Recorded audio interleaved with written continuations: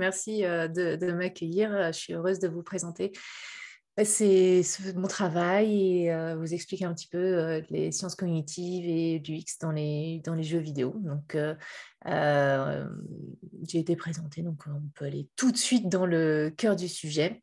Oui, bien sûr, si vous avez des questions sur mon parcours, j'ai un doctorat en psychologie que j'ai eu à Paris 5, ça je ne sais pas si, je me souviens pas si ça avait été mentionné, donc je suis d'origine parisienne, mais j'ai travaillé donc au Canada, à San Francisco, donc Epic, en Caroline du Nord, et maintenant j'habite à Los Angeles. Mais je suis en déplacement à Salt Lake City, donc j'essaie d'arranger les lumières de façon à ce que ce soit pas trop moche, mais je suis dans un hôtel. Voilà, donc on va parler des sciences cognitives dans les jeux vidéo. Et déjà, pour expliquer un petit peu ce qu'est l'UX ou l'expérience utilisateur, j'aime bien utiliser cette image. C'est une photo prise par Sarah Nicolas, qui est en Angleterre. Et ce qu'on appelle le design, quand on design quelque chose, que ce soit un jeu vidéo, un système, un service, un parc, c'est ça dont on parle. C'est ce qu'on a en tête, ce qu'on veut faire et comment on va designer. Donc, le parc, ça, c'est le design. L'UX, c'est ce que les gens en font après. Donc, par exemple, dans ce cas-là, les gens veulent couper parce qu'ils veulent traverser. On est tous pressés, donc on va couper dans l'herbe pour aller plus vite, pour aller traverser. C'est ça qu'on appelle l'expérience utilisateur. C'est ce que les gens font avec le système, le service, au final. Et quand on ne pense pas à l'expérience utilisateur assez tôt, alors je suis désolée, c'est en anglais, mais on va finir par juste patcher. Donc, on va essayer de résoudre les problèmes, mettre des pansements ici et là. Donc, là, le panneau dit s'il vous plaît, utilisez le chemin de proposer plutôt que de couper dans l'herbe. Mais bon, voilà, ça ne change rien et ce n'est pas ça vraiment qui va changer le problème. Donc, ce qu'il faut, c'est de penser en amont à comment les utilisateurs vont utiliser le système, comment ils vont utiliser le parc, afin d'offrir la meilleure expérience possible, plutôt que d'essayer de patcher au final.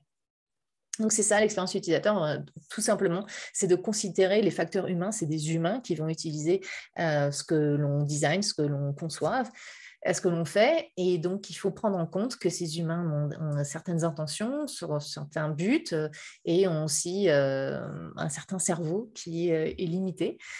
Et donc, c'est prendre en considération ces facteurs humains quand on conçoit des objets, des systèmes et des services. C'est ça, vraiment, de façon très simplifiée, ce qu'est l'UX. Et pour les jeux vidéo, comme pour n'importe quel produit, ce qui est important de comprendre, c'est qu'une expérience n'est pas comprise dans le produit lui-même. C'est pas compris, une expérience n'est pas comprise dans un film, c'est pas compris dans un jeu vidéo, c'est pas compris dans un logiciel qu'on utilise. Une expérience, c'est ce qui se passe dans notre cerveau quand on utilise ce système, ce service, ce jeu vidéo. Et c'est parce que on ne peut pas le designer, on ne peut pas designer l'expérience que les gens ont, on ne peut que designer un système et on va espérer que ce système, quand les gens vont interagir avec, ils vont avoir une certaine expérience, l'expérience que l'on souhaite pour ces personnes et dans l'approche UX, la meilleure expérience possible. Et donc, c'est pour ça qu'on a besoin de comprendre un petit peu comment fonctionne le cerveau si on veut offrir la meilleure expérience possible aux gens. Donc, on va commencer par ça, par les sciences cognitives. Ensuite, on va parler du cadre de travail UX pour les jeux vidéo plus particulièrement. Et enfin, on va parler de l'approche scientifique qu'on a besoin d'avoir pour ne pas se fourvoyer. Mais on va commencer par les sciences cognitives. Ça, c'est vraiment un schéma très simplifié de ce qui se passe dans notre cerveau quand on processe, quand on traite une information. Pardon, parfois les mots anglais vont, vont immerger dans ce discours.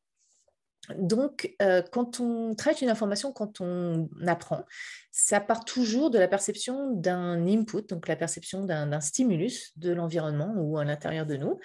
Et la perception passe par nos sens. C'est-à-dire qu'on a beaucoup de sens, on n'a pas que les 5 habituels dont on parle tout le temps qui sont affichés ici. On en a beaucoup plus que 5. On a par exemple la proprioception, c'est notre sens de notre corps dans l'espace. Donc si vous fermez les yeux, vous êtes quand même capable de toucher votre nez avec votre main.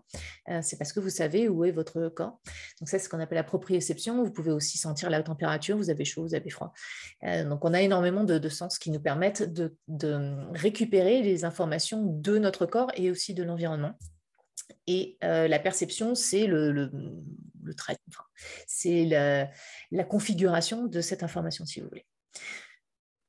À partir de cette perception, on va traiter une information donc qu'on a perçue, et si on apprend quelque chose de nouveau, ou si on la retient, cette information, ça veut dire que quelque chose dans notre cerveau, physiquement, s'est modifié.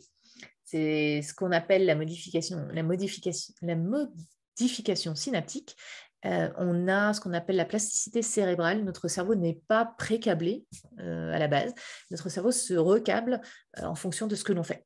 Donc, si vous regardez un film, si vous apprenez une leçon, si vous regardez cette présentation, si vous jouez à des jeux vidéo, tout ça va recâbler votre cerveau, parce que c'est très important de pouvoir faire ça afin de pouvoir s'adapter au changement de l'environnement, comme par exemple la pandémie du coronavirus. On a dû du jour au lendemain changer complètement nos interactions, notre façon de vivre, de travailler, d'interagir. On a réussi à faire ça. Alors, je ne dis pas que c'était facile, hein, mais on a pu le faire du jour au lendemain grâce à cette capacité de notre cerveau, grâce à cette plasticité cérébrale. Donc, entre la perception et la modification de notre cerveau et la mémoire, la modification de notre mémoire, il y a plein de choses qui se passent, évidemment. Il y a plein de facteurs qui vont rendre le traitement de l'information plus ou moins efficace. On a des facteurs qui sont biologiques, on a des facteurs qui sont physiologiques. Si vous avez trop mangé ou si vous êtes stressé, vous n'allez pas aussi bien apprendre que si vous avez mangé léger mais pas trop, si vous êtes dans un environnement plutôt calme. Ici, on va parler essentiellement de l'attention. On va parler un petit peu de la motivation après, mais on va se focaliser surtout sur l'attention, car on sait que plus on va porter attention à quelque chose, mieux on va traiter cette information, et donc du coup, mieux on va la mémoriser plus tard. Donc ça, c'est un élément très, très important pour traiter de l'information. Donc, je vais vous parler de la perception, de la mémoire et de l'attention très rapidement, et je vais vous montrer surtout un exemple illustrant la façon dont le cerveau est limité pour la perception, la mémoire et l'attention, et qu'est-ce que l'on fait quand on travaille en UX pour dépasser ces limites afin d'offrir la meilleure expérience possible.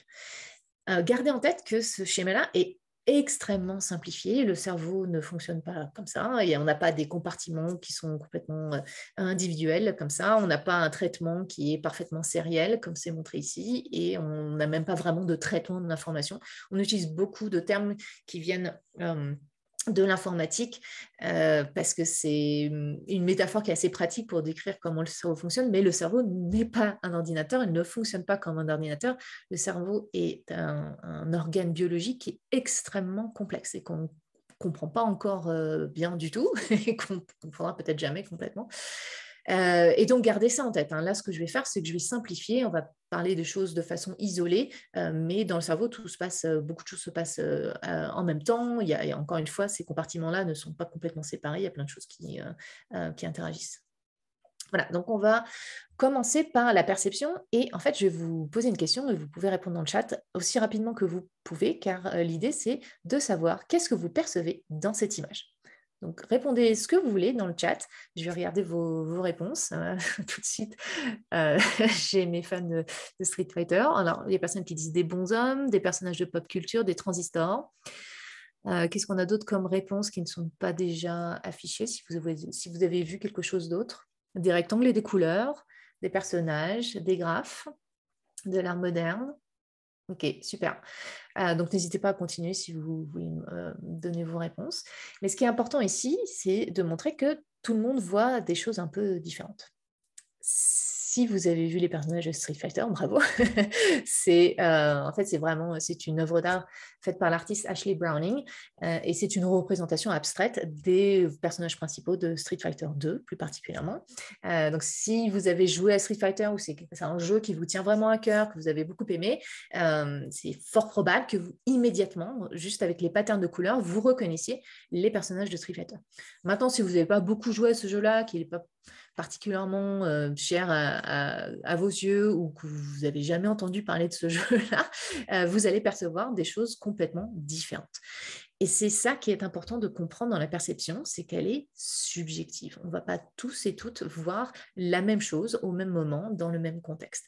Et si vous êtes daltonien ou daltonienne, c'est très très rare chez les femmes, le daltonisme est présent chez à peu près 8% de la population masculine, parce qu'il est présent sur le chromosome X, donc quand on a XY, il va s'exprimer. 8% de la population masculine, c'est quand même pas rien. Et vous allez peut-être vous sentir exclu de cet exemple, et je m'excuse pour ça, mais c'est une très belle façon d'exprimer qu'un design va toujours, très souvent, exclure certaines personnes et qu'il faut toujours comprendre qui cela va exclure et faire en sorte de ne pas le faire.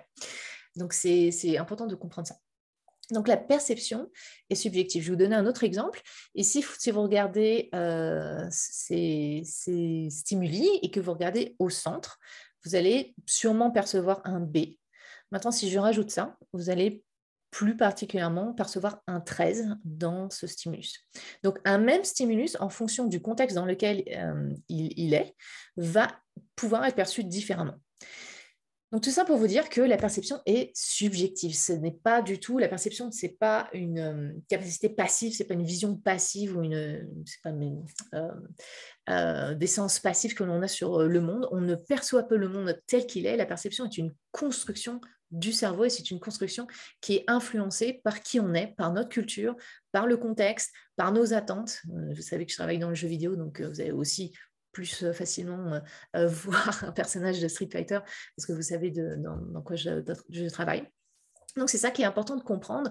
On ne perçoit pas le monde tel qu'il est. C'est une construction du cerveau qui est subjective et qui est très fortement influencée par qui on est, notre culture et le contexte. Sachant ça, c'est quand même assez compliqué de designer des choses parce que quand on va concevoir, que ce soit un jeu vidéo ou n'importe quoi, on va concevoir des éléments qui vont être perçus par les utilisateurs. Dans les jeux vidéo, c'est souvent perception auditive et visuelle. Donc, je vais vous donner un exemple avec des icônes, tout simplement, ça c'est plus facile à montrer, mais on va prendre ça en compte pour tout, pour la musique, pour le sound design, pour l'environnement du jeu vidéo, etc., etc. Mais là, pour une icône, par exemple, dans Fortnite, au tout début, quand j'ai commencé à travailler sur le jeu, on avait cette icône dans le jeu. Alors, on a essayé de deviner ce que ça veut dire dans le jeu.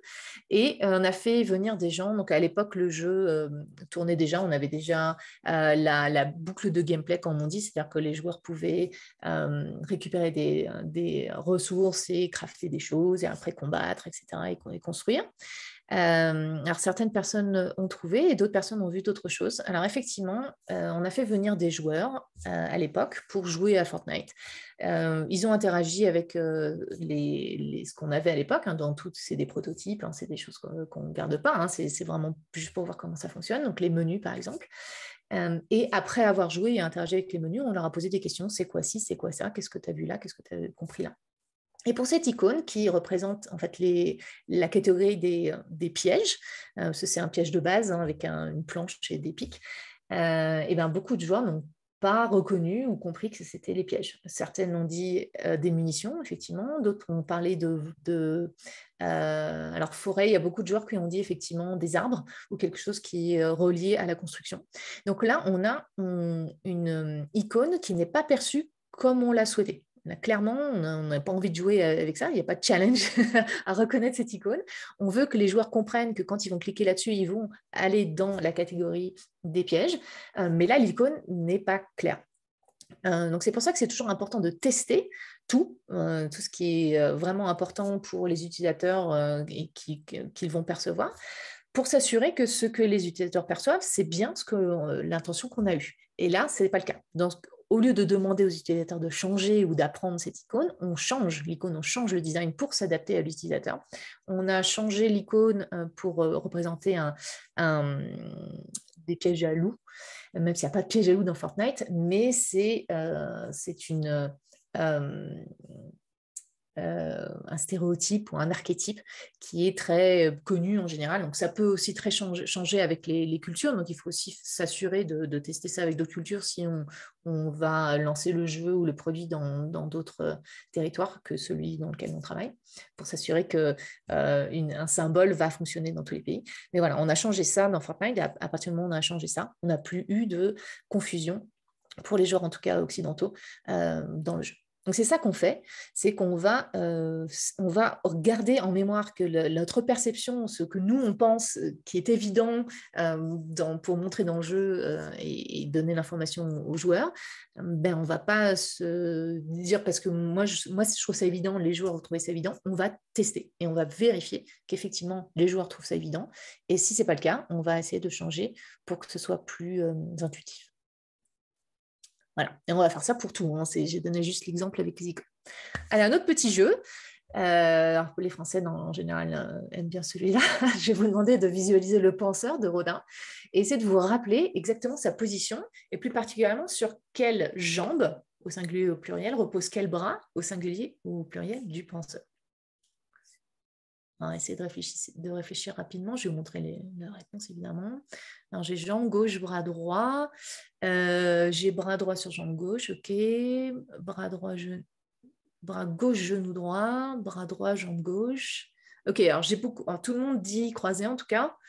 J'ai des gens qui ne disent pas croisé. Ok, donc on a pas mal de réponses différentes. Regardons la réponse en image. En fait, il a les deux bras sur la jambe gauche. Tout le monde a tort. Alors évidemment, j'ai fait exprès, hein, c'était une question piège, mais vous voyez à quel point c'est compliqué de se rappeler de quelque chose qui, surtout pour les Français, c'est quand même assez iconique, hein, le penseur de Rodin. On le voit partout, peut-être que vous l'avez vu en vrai, mais on n'arrive quand même pas à s'en rappeler précisément. Et le problème, c'est que la mémoire, c'est pas précis. Je vous ai dit que la perception, c'est une construction du cerveau, la mémoire, c'est une reconstruction. Donc, à chaque fois qu'on essaie de se remémorer quelque chose, surtout à partir de rien, c'est facile de reconnaître le penseur de Rodin parmi d'autres sculptures, hein, c'est ce qu'on appelle une reconnaissance, mais un rappel, c'est-à-dire vraiment se rappeler de quelque chose à partir de rien, de façon précise, c'est extrêmement difficile. Et donc, à chaque fois qu'on a cette reconstruction du cerveau pour se rappeler de quelque chose, on va potentiellement altérer cette mémoire, se souvenir et donc faire des erreurs. Et c'est comme ça qu'on se souvient de choses complètement différentes de nos amis quand on a fait un voyage ensemble 1 ou 2 ans avant. Donc ça, c'est très important de garder ça en tête, hein, parce que c'est pas parce que pour vous, la mémoire de quelque chose est très, on dit vivid en anglais, là je trouve plus le terme français, très forte, et vous semble très sûre, ça ne veut pas dire que c'est véritablement ce qui s'est passé. Et en plus de ça, on oublie beaucoup de choses. Ça, c'est la courbe de l'oubli faite par Herman et Bingo. C'est la première fois qu'on a vraiment testé de façon expérimentale et de façon scientifique la mémoire.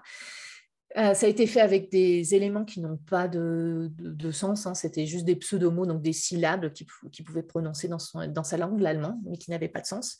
L'idée, c'était pour ne pas être familier avec le matériel. Hein. Sinon, si on est déjà familier avec quelque chose, on s'en rappelle mieux.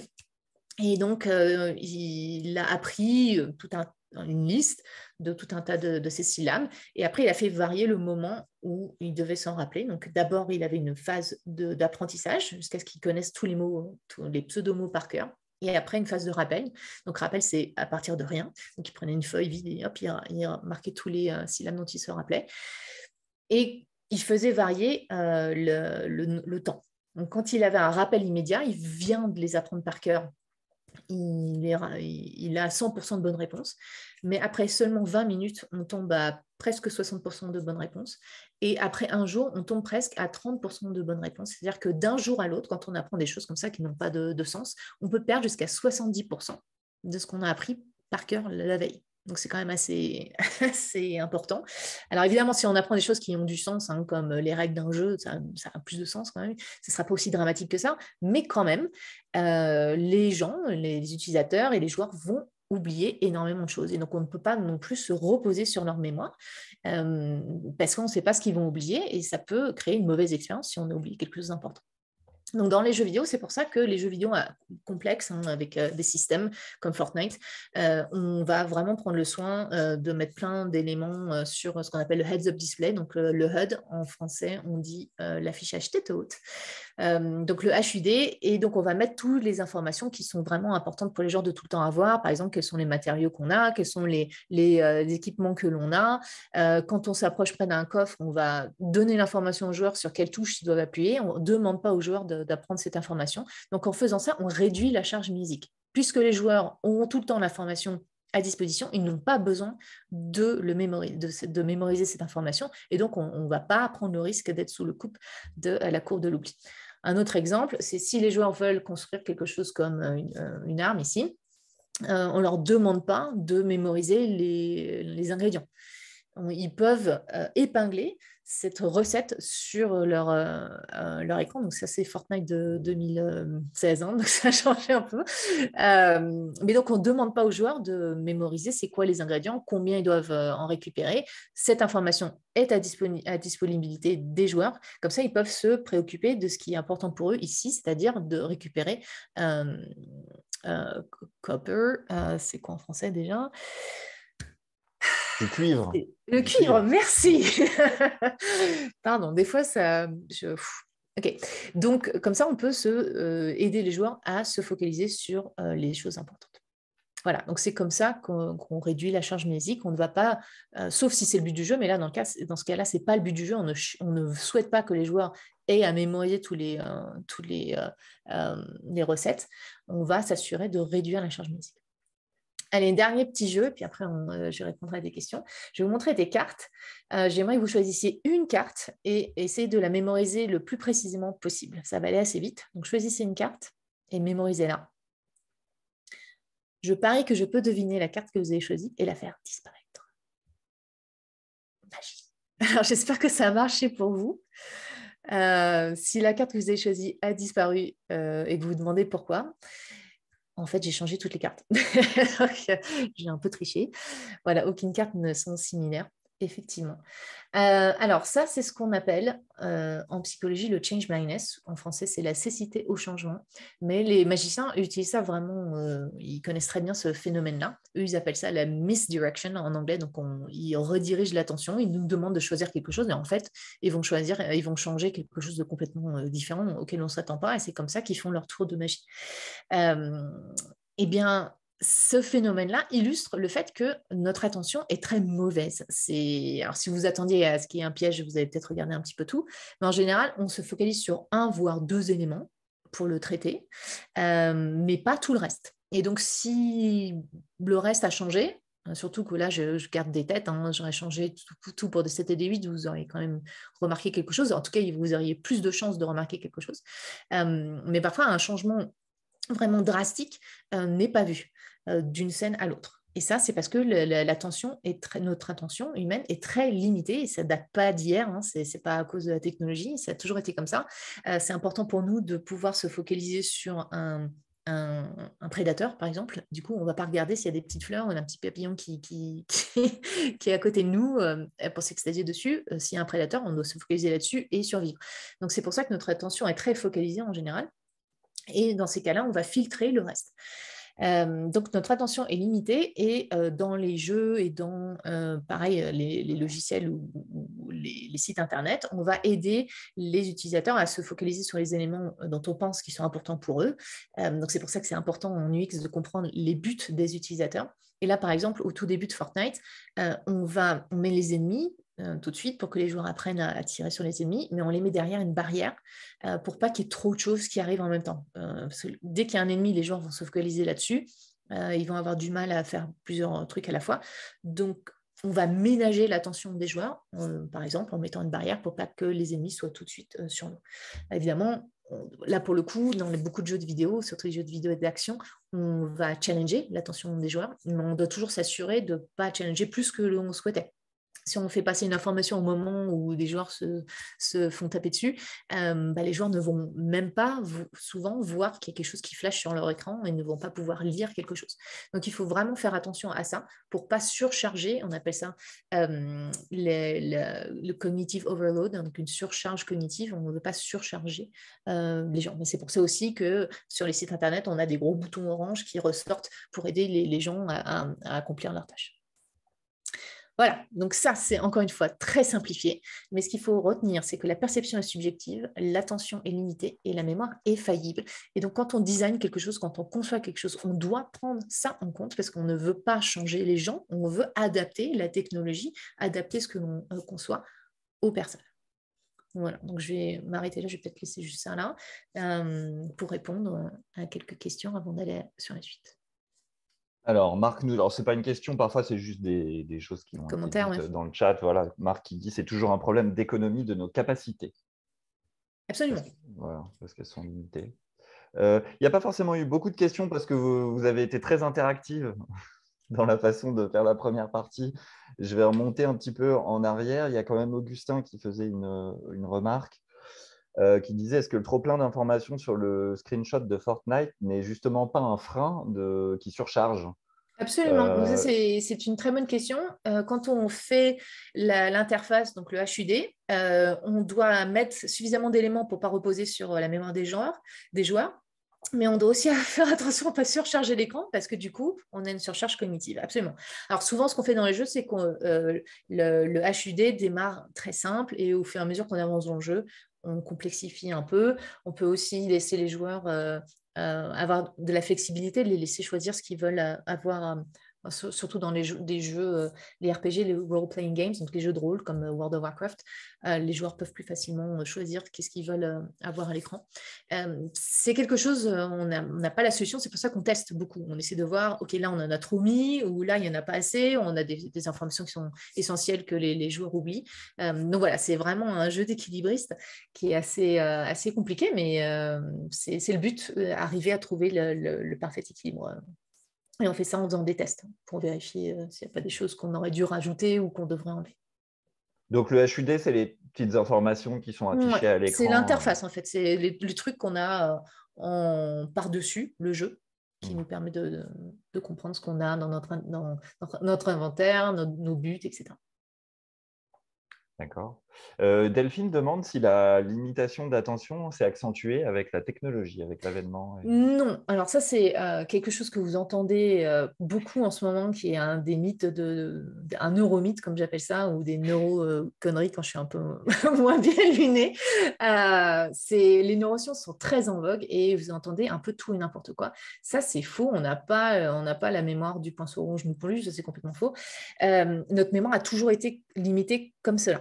Par contre, le seul truc qui vraiment a changé, c'est qu'on est plus facilement distrait. C'est-à-dire que si maintenant on a notre téléphone qui est dans notre poche, on peut être facilement distrait. C'est-à-dire que si on se concentre à lire un livre ou faire quelque chose, faire un devoir, on peut se concentrer. Si notre téléphone sonne, vibre ou si on a des notifications, ça, bien sûr, ça va nous détourner de notre attention. Là, par contre, la technologie peut nous détourner notre attention des buts que l'on a. Donc, il faut essayer de gérer ça. Ça, on parlera d'économie de l'attention un peu plus tard. Mais c'est ça qui est le problème de la technologie, c'est que ça nous crée ça nous divertit notre attention. Mais notre attention n'est pas pire aujourd'hui qu'avant. Mais ça ne change J'ai pas vu nos capacités, c'est juste un flux de nouvelles choses qui peuvent nous. Absolument. Voilà. C'est-à-dire qu'on peut être diverti si vous êtes dans le métro.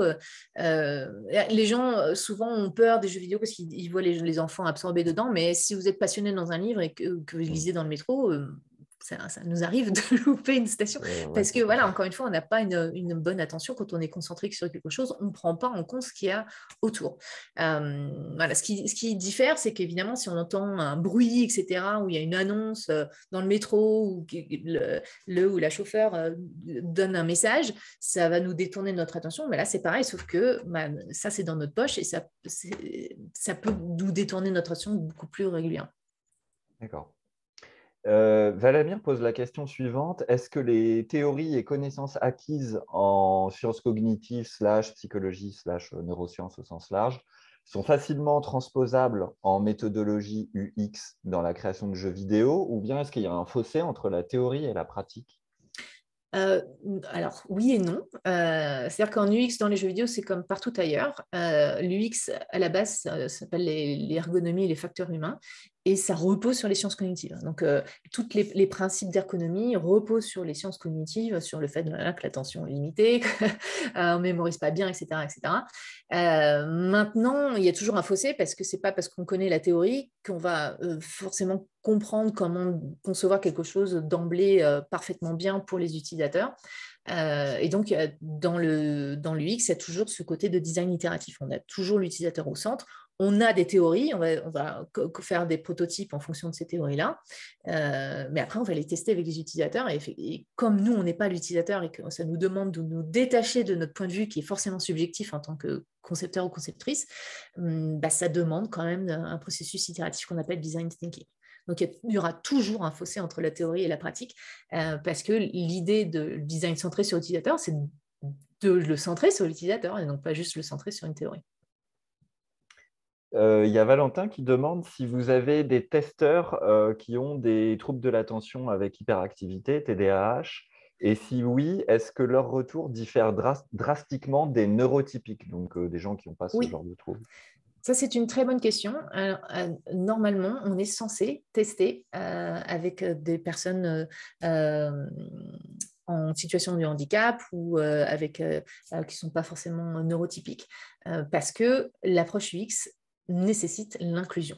Et donc, on va inclure tout le monde, toutes les personnes qui peuvent potentiellement utiliser le service, hein, pas forcément tout le monde, mais les personnes potentiellement qui vont utiliser le système. Alors, malheureusement, ce n'est pas encore très bien fait aujourd'hui. Mais oui, alors pour les personnes qui sont neurodivergentes, les distractions, par exemple, peuvent être encore plus créer encore plus de distractions pour ces personnes-là. Donc, ça peut être encore plus compliqué pour ces personnes-là de se concentrer sur certaines choses. Mais c'est aussi pour ça qu'il ne faut pas non plus avoir 4 tonnes de texte, parce que, par exemple, on peut avoir, pour les personnes qui sont dyslexiques, ça va être compliqué, mais aussi si vous avez eu beaucoup de stress au boulot, ça nous demande une charge cognitive encore plus lourde. Donc, il y a plein d'éléments qu'on doit prendre en compte. Et normalement, dans les tests, on doit faire des tests avec des gens divers et variés, afin de justement pas juste tester les personnes lambda qui nous ressemblent, qui sont neurotypiques si on l'est, etc., etc. Donc, c'est important de le faire. Après, comment cette personne-là va réagir par rapport au jeu, ça va vraiment dépendre du jeu et de la personne, hein, parce que la neurodivergence a aussi différentes façons de s'exprimer. Donc, c'est pour ça aussi qu'il faut multiplier les tests. Ok. Il y a une petite question un peu pour rire, Vido Laperrière, qui dit pourquoi faire la promotion de Street Fighter alors que Tekken est une meilleure licence. Mais on n'y répondra pas, puis on n'est pas là pour faire de la pub, hein. On est une Est-ce que j'ai association pas à but non d'artiste qui a lucratif.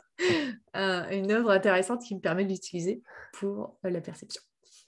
Il y a d'autres questions ou remarques qui sont hyper intéressantes, mais comme leur tourne, on pourra éventuellement y revenir un petit peu plus Ok, tard. Donc, je vous propose de passer à la partie 2. allez, on avance.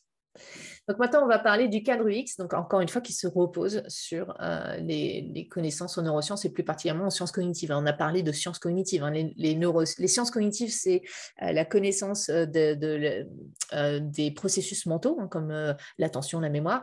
Les neurosciences, c'est les bases neurales de ces processus mentaux. Donc la dopamine, les neurones, etc.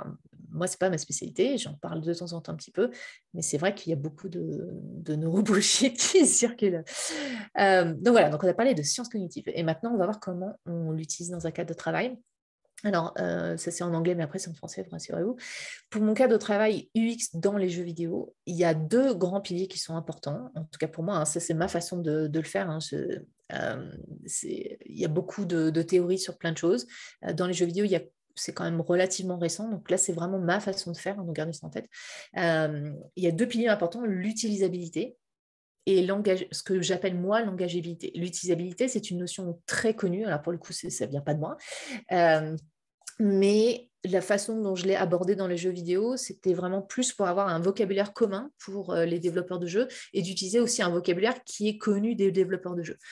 Donc, ce que vous voyez là, c'est une adaptation, pour ceux qui connaissent, des heuristiques d'utilisabilité de Jacob Nielsen, mais adaptée vraiment pour les jeux vidéo. Encore une fois, l'idée, c'est juste d'avoir un vocabulaire commun. Mais je vais vous en parler un tout petit peu pour vous montrer de quoi ça parle. L'idée, c'est de garder en tête, encore une fois, que les êtres humains sont faillibles et donc on va designer de façon à résoudre ces problèmes-là et que le système que l'on offre soit perçu, compris et que les gens puissent accomplir leur but de la façon dont on souhaite pour ces personnes-là. Donc, les signes et feedbacks, c'est tout simplement, quand on a un système, on doit comprendre qu'est-ce qu'on peut faire avec le système et quand on interagit avec le système, qu'est-ce qui se passe. On dit que le système doit être transparent avec l'utilisateur. On doit toujours comprendre ce qu'on peut faire avec le système et ce qui se passe si on interagit avec, qu'est-ce qui s'est passé et qu'est-ce qui va se passer. Un exemple très simple, c'est un ascenseur. Quand on rentre dans un ascenseur, si on veut aller dans un restaurant qui est au dernier étage, on doit pouvoir comprendre sur quel bouton appuyer pour aller au dernier étage. Donc ça, c'est les signes. L'ascenseur doit nous donner des signes de façon à comprendre comment, où aller, quoi faire et sur quel bouton appuyer. Une fois qu'on a appuyé sur un bouton, le mieux, c'est d'avoir un feedback du système, par exemple. Donc, on a toujours le feedback haptique, on sent le bouton appuyer, etc. Ça, c'est ce qu'on appelle le feedback haptique, mais c'est mieux d'avoir aussi un feedback visuel, par exemple, auditif aussi, parce qu'il faut penser, faire en sorte que le système soit accessible à tous. Et donc, si ça s'allume, on a un feedback clair que le système a compris qu'on va aller au 5e étage et va nous emmener au 5e étage. Parfois, on a des ascenseurs où ça ne s'allume pas. Et on a tendance à appuyer dessus plusieurs fois parce qu'on n'est pas sûr que le système a bien compris ce qu'on voulait faire. Donc, c'est pour ça que les feedbacks, c'est toujours très important pour informer l'utilisateur de « OK, c'est ça qui va se passer ». Dans les jeux vidéo, c'est pareil. On a plein de signes. En fait, les signes, c'est tout ce que les joueurs peuvent percevoir, donc visuellement et auditivement dans la plupart du temps. Et est-ce que les joueurs comprennent qu'est-ce qu'ils peuvent faire en fonction de ça? On a souvent des signes qui sont un peu vraiment en plein milieu comme le nez au milieu du visage, comme le point d'exclamation au-dessus d'un personnage dans World of Warcraft qui nous incite à aller parler à ce personnage-là parce qu'il a une quête pour nous. Donc, le gros point d'exclamation, c'est un signe que ce personnage a une quête pour nous. On a parfois dans d'autres jeux des signes un peu plus subtils, comme par exemple dans Zelda, on a les fissures dans le mur, c'est un signe qu'apparemment on va pouvoir péter le mur avec une bombe. Donc en fonction du jeu et en fonction de ce qu'on cherche à offrir aux joueurs, donc soit donc clairement, c'est là où sont tes quêtes, soit faire quelque chose d'un peu plus subtil si le jeu est plus autour de l'exploration et la curiosité, comme c'est le cas de Zelda. On peut avoir des signes qui sont un peu plus subtils. Donc, encore une fois, ça va dépendre des jeux, mais ce qu'on veut quand même, c'est de s'assurer que les signes fonctionnent. C'est-à-dire qu'on va les tester, vérifier que les gens comprennent bien ce qu'on essaie de donner comme information. Et les feedbacks, c'est à partir du moment où il y a un bouton, on appuie sur un bouton, et il faut qu'il y ait un feedback du système. Donc, voilà, maintenant je parle de Tekken pour tout le monde. Quand on appuie pour donner un coup dans Tekken, l'animation du personnage, c'est un feedback. Le VFX, c'est-à-dire l'effet visuel qu'on a quand on touche un personnage, donc, soit c'est un gros truc, on a compris qu'on lui a fait du mal, soit au contraire c'est blanc, puis ça fait un bruit, donc on a compris que le personnage apparaît. Donc ça, tout ça, ce sont des feedbacks. Donc les feedbacks sont visuels, auditifs, etc. Donc ça, c'est très important et on doit les soigner, on doit s'assurer qu'ils soient compréhensibles, qu'ils soient clairs, qu'ils soient cohérents, etc. etc. Je vais juste vous parler d'une chose assez importante qu'on appelle la forme suit la fonction ou l'affordance, c'est un concept similaire. Dans les jeux vidéo, on va, enfin même partout, on va s'assurer d'utiliser des éléments qui puissent intuitivement aider les utilisateurs à comprendre la fonctionnalité juste en percevant la forme, donc auditive ou haptique ou visuelle.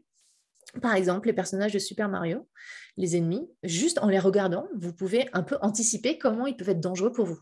Par exemple, le gros boulet, là, il est attaché au sol. Donc, a priori, tant que vous restez à distance, il ne sera pas dangereux pour vous. La tortue, en général, c'est un modèle mental qui est assez connu de tout le monde. Les tortues, on sait que c'est lent. Donc, a priori, ce personnage-là ne va pas aller très vite. Au contraire de la balle, c'est une balle en fait, un boulet de canon comme vous voulez. Ça, on s'attend quand même que ça aille assez vite, donc il va falloir se dégager rapidement si on ne veut pas être blessé. La fleur, bon, a priori, une fleur, ça ne bouge pas, hein, c'est dans le sol.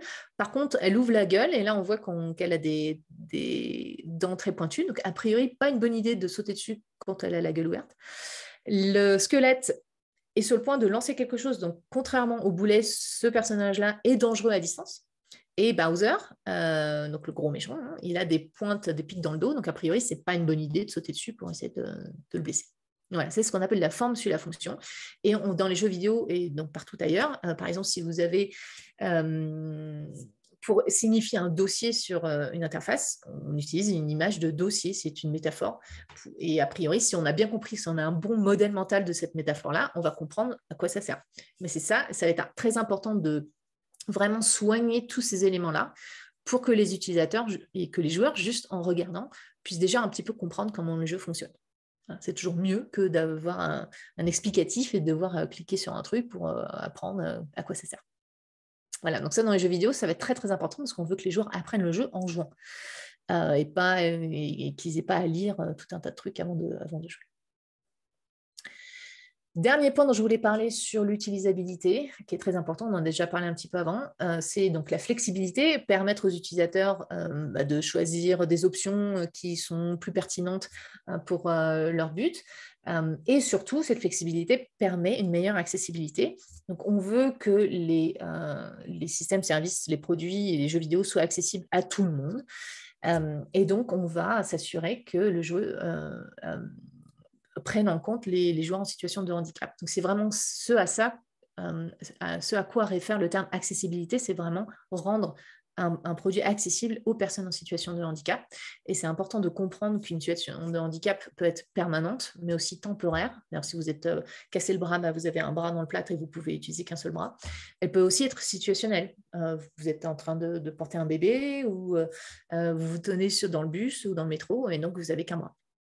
Et c'est pour ça qu'on dit que prendre en compte les personnes en situation de handicap, ça va être utile pour tout le monde.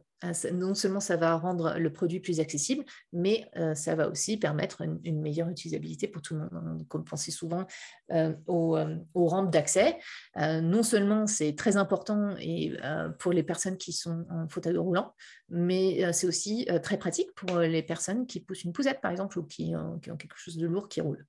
Voilà, donc ça c'est très important, ça fait partie de l'approche UX, l'accessibilité et l'inclusion en font partie, donc vous avez quelques ressources que j'ai mis là pour la France, design.numérique.gouv.fr, vous pouvez démarrer là. Dernière chose dont je voulais parler sur l'utilisabilité, c'est le caractère inclusif. Donc, on a un peu touché en parlant de l'accessibilité. On veut véritablement que les choses soient inclusives. Ça fait partie de l'approche UX, c'est mettre au centre les humains, tous les humains, pas juste les humains qui nous ressemblent quand on est concepteur ou conceptrice. Je vais vous montrer une vidéo qui montre qu'est-ce qui peut se passer quand on n'a pas l'inclusivité en tête et quand on n'a pas de diversité dans notre équipe. Nice. Okay, Noel, you try now. Onto your hand. Two black? Two black. Yeah. Come again, sir. No, you two black over there. What to do to get. What you have to do is how racialist thing is. Yeah. That's always a piece of white. It's a napkin and show it. Again, put your pin again, napkin again. Right, put your hand out. What's it called on your hand? Man, black man ain't fight, don't want to get. Bon, là, évidemment, c'est amusant parce que c'est juste un distributeur automatique de savon, mais gardez en tête que ce genre de problème arrive pour tout un tas de produits, y compris des produits de santé qui sont censés sauver la vie à des gens. Le problème, c'est que quand on a une équipe trop uniforme, et si on est tous avec la peau blanche, on va peut-être tester le produit sur notre peau, on va dire c'est bon, ça marche, hop, on peut le shipper, on peut le produire et voilà, on se retrouve avec des problèmes comme ça. Ça fait partie de l'importance ça fait partie des enjeux de l'approche UX, de faire en sorte que les produits soient inclusifs et ça passe aussi par avoir de l'inclusion dans les équipes. Si vous avez des gens divers et variés dans les équipes, ce sera déjà plus facile de repérer ces éléments-là. Et ensuite, en testant, comme on en a parlé avant, avec plein de gens différents, avec des gens en situation de handicap et des gens qui sont neurodivergents, et pas juste les gens qui nous ressemblent. Voilà, donc ça, c'est très important à souligner. Je vais vous parler très rapidement de l'engageabilité et après, je vais répondre aux questions. Alors, l'engageabilité, c'est un terme que j'ai inventé, c'est un peu barbare, mais c'est pour faire vraiment le parallèle avec l'utilisabilité, c'est s'assurer que le produit va être engageant. Ce n'est pas toujours pertinent, ça dépend du produit, hein, on n'a pas toujours envie d'être engagé avec un produit. Par contre, pour des jeux vidéo ou tout ce qui est des produits culturels, ça va être primordial. C'est-à-dire qu'on ne va pas aller voir un film, on ne va pas aller dans un parc d'attractions, on ne va pas jouer à un jeu vidéo si ce n'est pas engageant.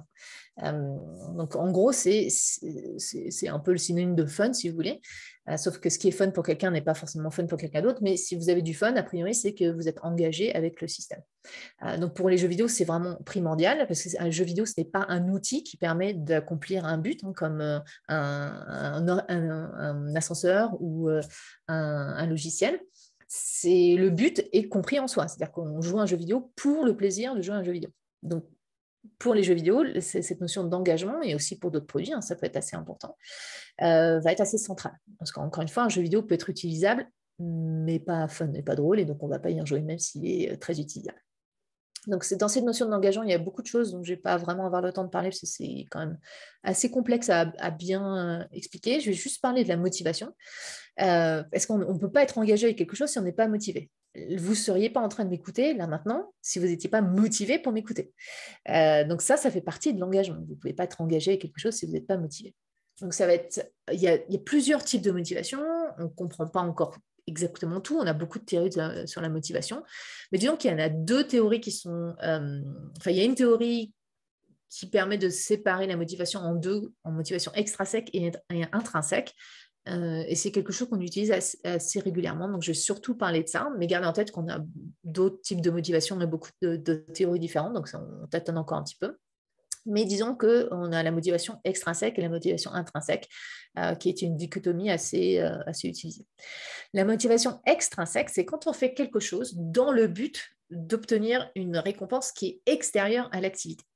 Donc, par exemple, vous avez pris un job d'été, ce n'est pas parce que le job d'été en soi vous intéressait, mais c'était pour avoir le salaire à la fin qui vous permettra ensuite de faire les choses qui vous intéressent.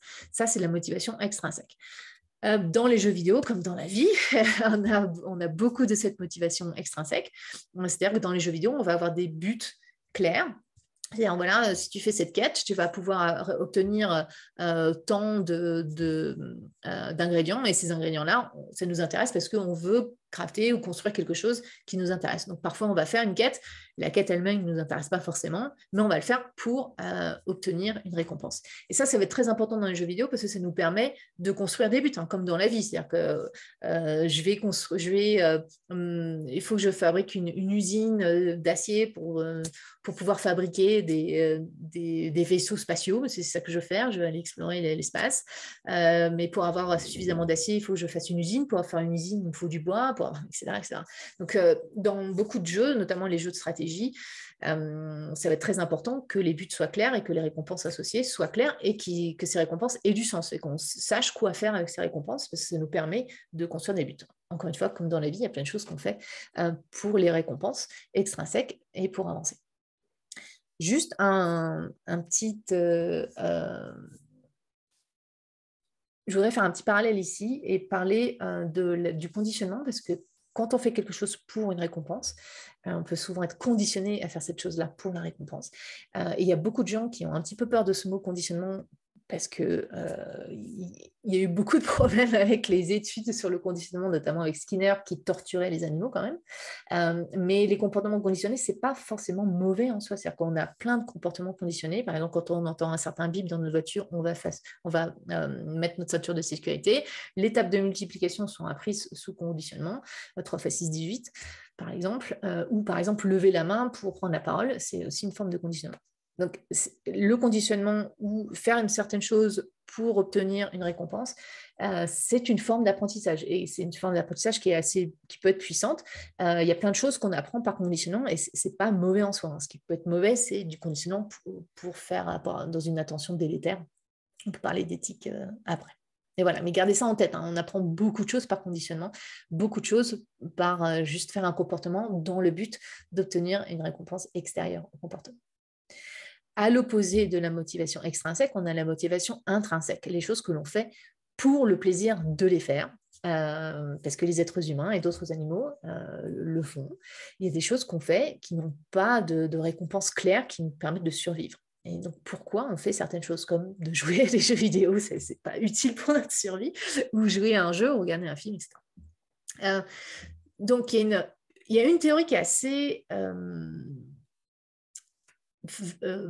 disons, très en avant et qui est assez valide sur la motivation intrinsèque, qu'on appelle le Self-Determination Theory, ou la théorie de l'autodétermination. Cette théorie postule que les êtres humains vont faire une activité, vont plus particulièrement faire une activité si cette activité nous fait ressentir satisfait nos besoins en compétences, en autonomie et en affiliation, relatedness en anglais. Donc, qu'est-ce que ça veut dire ça? Nos besoins en compétences, on a besoin de sentir qu'on peut progresser. Par exemple, si vous apprenez un instrument de musique, vous commencez à pratiquer, etc. Si vous voyez que tous les jours vous pratiquez ou toutes les semaines, vous voyez que vous progressez, ben ça, c'est très motivant. Et donc, quand on a ce sentiment de compétence, ça nous motive à continuer. Par contre, si vous démarrez une activité, que ce soit perdre du poids ou n'importe quoi, ou apprendre une nouvelle langue, ou apprendre des choses sur les neurosciences, et vous avez l'impression de patauger ou pas réussir à avancer, on n'a pas ce sentiment de compétence. Et ça, typiquement, ça nous fait totalement arrêter cette activité. On est dégoûté, ça nous énerve, on arrête. Donc, ce sentiment de compétence est très important. Ça ne veut pas forcément tout le temps dire réussir. Un sentiment de compétence, ça veut dire, par exemple, vous apprenez une langue, vous avez un petit examen, vous avez échoué à cet examen, mais vous avez compris pourquoi vous avez échoué et vous êtes paré pour l'examen suivant, et ça vous permet de progresser, et vous verrez que la prochaine fois, vous aurez une meilleure note, par exemple. Mais là, même si vous avez échoué, vous avez quand même un sentiment de compétence parce que vous pouvez voir comment vous allez progresser. On n'a pas ce sentiment de compétence quand on ne progresse pas. Donc, ce n'est pas juste, par exemple, dans les jeux vidéo, on va mourir, on va échouer, on va perdre.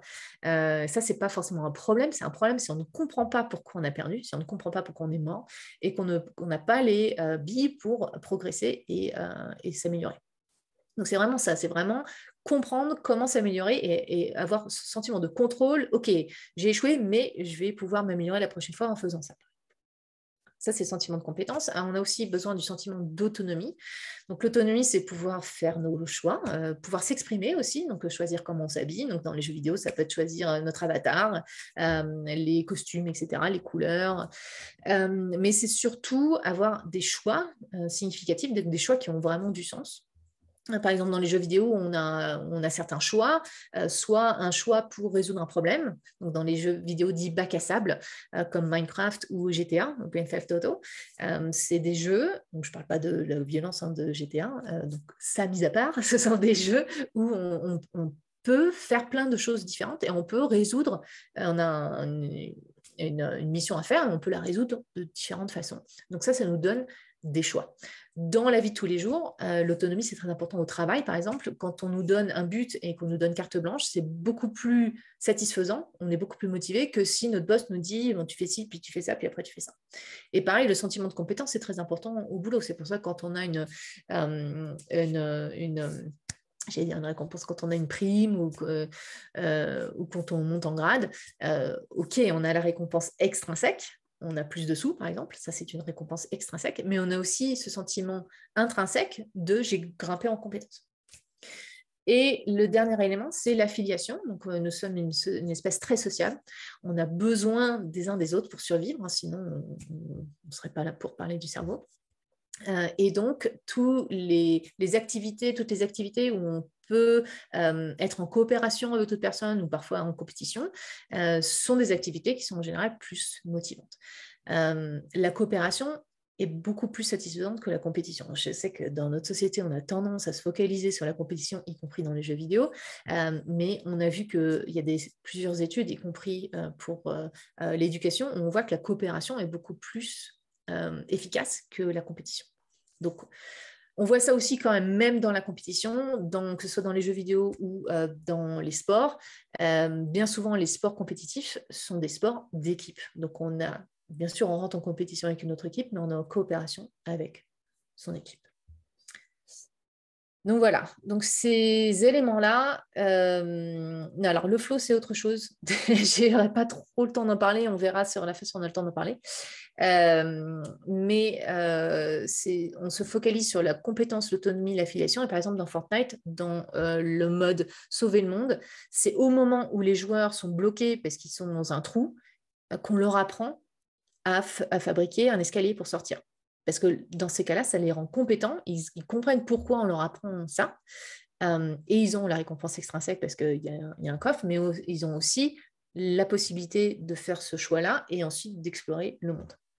Donc voilà, donc se focalise sur la compétence, autonomie et l'affiliation et pas juste sur les récompenses, les badges et les trucs comme ça. Voilà, donc ça c'est en gros l'expérience utilisateur. Pour les jeux vidéo, il y a l'utilisabilité. Est-ce que c'est facile? Est-ce qu'on comprend ce qu'on peut faire dans le jeu, etc. Mais ce qui est plus important, c'est est-ce que le jeu est engageant? Est-ce qu'il est fun? Et pour ça, la motivation est centrale. Donc, pour la personne qui demandait sur le flow, c'est là. C'est un des composants. Le flow, c'est vraiment quand on est complètement concentré sur une tâche, on est dans cet état de flow, qui est un état de conscience altéré, et dans lequel, en général, on est beaucoup plus efficace, on est plus rapide, etc. etc. Donc, c'est en général un état qu'on essaye d'avoir, que ce soit au travail, dans la vie, tous les jours, quand on fait de la musique, dans cet état où on est vraiment dedans. Et pareil dans les jeux vidéo, c'est un état qu'on espère que les joueurs vont avoir pour qu'ils se sentent vraiment dans le jeu et qu'ils soient passionnés dans le jeu. Je vous propose qu'on prenne 2-3 questions. Je vais Ouais. remonter un petit peu en arrière. Alors, je voudrais vraiment remercier tout le monde parce que les questions ou les remarques sont vraiment hyper intéressantes. Je remonte un petit peu en arrière. Bérangère pose la question suivante. Elle nous dit « L'étude des sciences cognitives a eu une phase de mode avec des séries comme The Mentalist. Mais est-ce qu'il y a réellement des avancées scientifiques sur ces sujets, à savoir, en l'occurrence, l'étude des visages? Et est-ce que cela peut impacter l'UX, UI? Donc, UI, c'est quoi? C'est User Interface, c'est ça? Oui, c'est ça, c'est Interface utilisateur dans les jeux vidéo. Oui, alors si, les sciences cognitives sont toujours en mouvement. Donc, il y a plein de choses qu'on apprend. Alors, après, les bases restent solides, hein, parce que les bases ne vont pas changer. C'est-à-dire que nos compétences et limites en attention, mémoire et perception n'ont pas changé depuis des milliers d'années. Ça ne va pas changer demain. Donc, on a quand même une base qui est assez solide. Après, oui, bien sûr, il y a toujours... je dirais que ce qui va être important, c'est de comprendre nos biais quand on crée. J'en ai parlé un petit peu dans les questions d'inclusion, mais par exemple, on a vu beaucoup de problèmes de technologies de reconnaissance des visages qui ne reconnaissaient pas les visages noirs, par exemple, ou moins bien les femmes que les hommes, parce que les personnes qui travaillent sur ces technologies sont majoritairement des hommes blancs.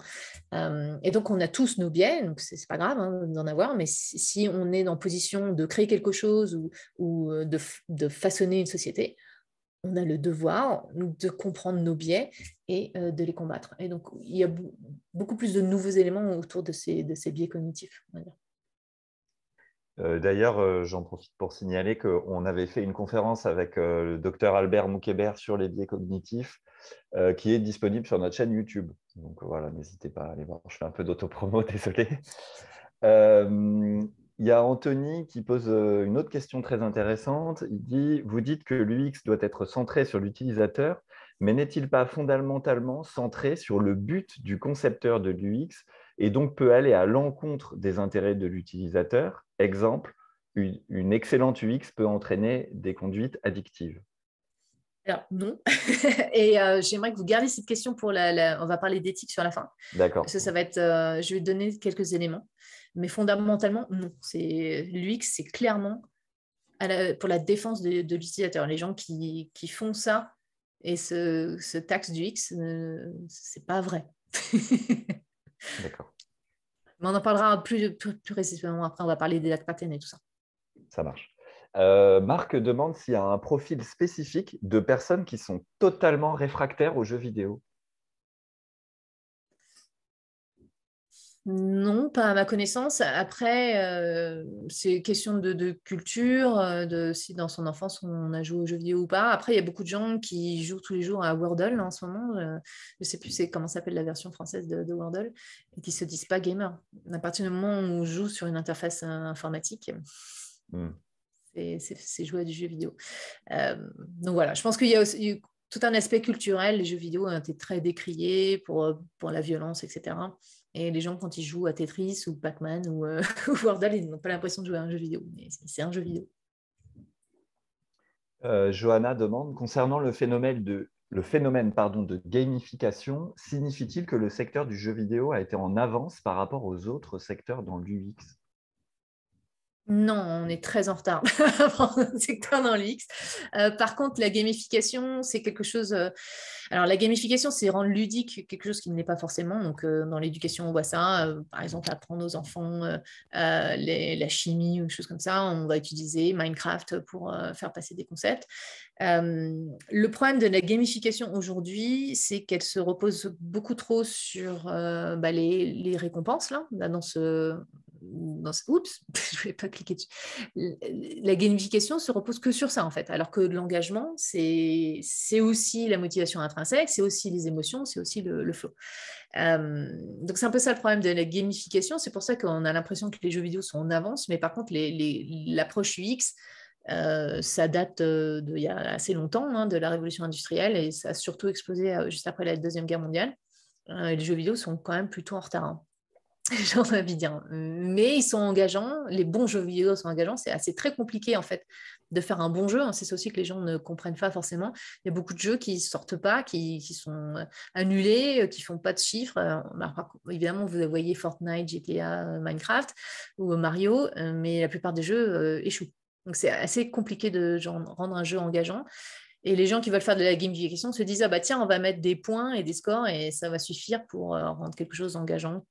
Alors que non, en fait, c'est ça le problème de la gamification, c'est que si vous voulez vraiment rendre quelque chose de ludique, déjà, il faut savoir pourquoi, est-ce que c'est vraiment utile de tourner ça en jeu ou pas, parce que des fois, on peut rendre juste les choses plus intéressantes en se focalisant sur la motivation intrinsèque. Et si vous voulez vraiment rendre quelque chose de ludique, il faut prendre en compte tout ce qu'il y a là, toute l'engageabilité, pas juste les points et les badges.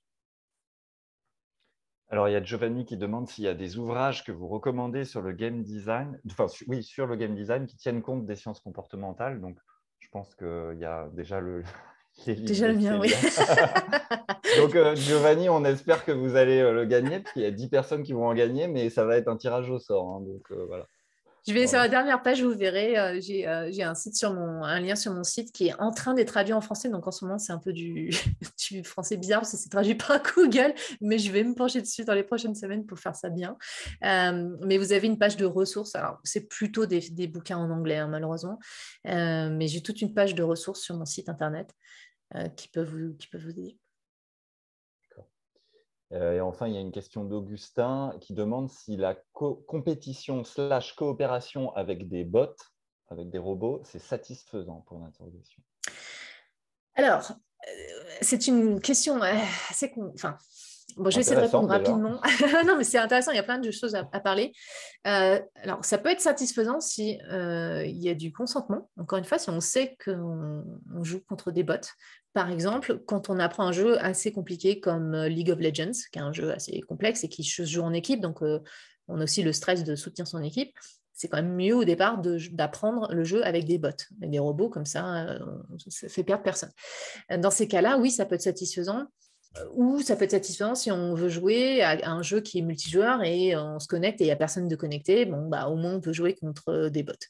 Ça peut être satisfaisant si c'est clairement expliqué et s'il y a un but précis, comme je viens d'expliquer. Maintenant, faire croire qu'on joue avec d'autres personnes alors que ce sont des bots, là, pour le coup, non seulement c'est pas satisfaisant pour les personnes qui s'en aperçoivent, mais en plus, je trouve pas ça très éthique. Comme il est 20h05, je vous propose de passer à la partie 3. Il y a plein de questions passionnantes qui ont été posées, mais on y reviendra après. Voilà. Surtout qu'on va parler d'éthique. Alors, avant de parler d'éthique, je vais vous parler quand même de la méthode scientifique, hein, parce que on teste, je vous ai parlé, hein, l'approche UX, c'est vraiment mettre l'utilisateur au centre. Et donc, on va tester régulièrement nos designs et nos prototypes pour vérifier que nos hypothèses sont bien vérifiées, ou sinon, comment modifier le produit pour que ce soit plus intuitif, etc. Et que le produit satisfasse les utilisateurs. Donc, on fait des tests. Là, par exemple, c'est la salle de test chez Epic Games. Donc, les joueurs, par exemple, sont alignés. On fait en sorte qu'ils ne puissent pas se regarder les uns les autres parce qu'on ne veut pas qu'il y ait de pression sociale. Et nous, on regarde ce qui se passe et on a souvent des hypothèses. On va pas juste regarder comment ils jouent et poser des questions comme ça. On a des hypothèses. Et souvent, donc, on va avoir un problème, par exemple, à un moment dans Fortnite, pour le jeu Save the World, donc, qui est le jeu Sauver le Monde, qui est PvE. Quelqu'un a posé la question, j'ai vu, donc c'est PvE, ça veut dire Player versus Environment, c'est-à-dire qu'on joue en collaboration, les joueurs jouent ensemble contre l'environnement, donc contre les bots, hein, pour le coup, les ennemis sont des bots. Et il y a un moment, il y a beaucoup de joueurs qui se plaignaient que c'était trop grindy. Donc ça, c'est un terme de gamer qui veut dire qu'on doit vraiment passer trop de temps à récupérer des ressources pour pouvoir crafter, donc confectionner des choses qui nous intéressent. Et ça, c'est quelque chose qu'on ne veut pas forcément. Alors, bien sûr, il y a un moment, si on veut confectionner quelque chose de super puissant et super cool, évidemment, ça doit prendre un peu de temps, sinon, encore une fois, ce n'est pas assez challengeant. Donc, il y a toujours du challenge dans les jeux, mais on ne veut pas non plus que les joueurs aient l'impression que ça prend vraiment à l'infini pour pouvoir crafter quoi que ce soit. Donc, quand on a un problème comme ça, on essaie de comprendre d'où ça vient. On ne réagit pas immédiatement. On ne va pas tout de suite se dire « Ah bah tiens, c'est un problème dans le système design. » Donc, ça, c'est le game design des systèmes, c'est assez compliqué. En général, c'est des tableurs comme ça, avec plein de chiffres pour s'assurer que la progression soit bien, pas trop rapide ni trop lente. Donc, ça, c'est des choses qu'on doit vraiment équilibrer. Mais donc, la réponse n'est pas tout de suite « Oh mon Dieu, il faut aller plus vite. » Donc, on va changer les chiffres dans le tableur. Non, ce qu'on va essayer de faire, c'est de comprendre d'où vient le problème, parce que peut-être que le problème n'est pas dans la réalité du design, mais dans la perception que les joueurs en ont. Rappelez-vous, la perception est subjective, on ne perçoit pas les choses telles qu'elles sont.